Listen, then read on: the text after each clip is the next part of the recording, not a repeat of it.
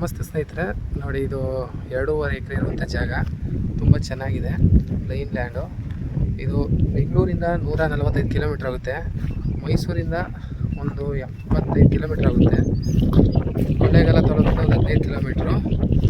ತುಂಬ red soil, ಒಳ್ಳೆ view ಐತೆ. ಲೋ ಪ್ರೈಸಲ್ಲಿ 16 ಲಕ್ಷ ಹೇಳ್ತಾರೆ ಎಕರೆಗೆ. ಲೋ ಪ್ರೈಸಲ್ಲಿ ಆಗುತ್ತೆ. ಅಕ್ಕಪಕ್ಕ ತೋಟದ ಮನೆಗಳೆಲ್ಲ ಮಾಡ್ಕೊಂಡವ್ರೆ.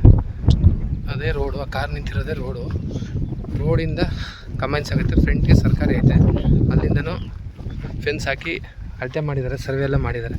ತುಂಬ ಚೆನ್ನಾಗಿದೆ ಜಾಗ ಮಾತ್ರ. ಫ್ಯೂಲ್ ರೆಡ್ ಮಣ್ಣು. ಅದೇ ಒಂದೇ ರೋಡ್ಗೆ ಏನು ಟಿ ಸಿ ಐತೆ, ಆ ಟಿ ಸಿಯಿಂದ ಹಂಗೆ ಹಿಂದೆಗಡೆಗೆ ಜಾಗ.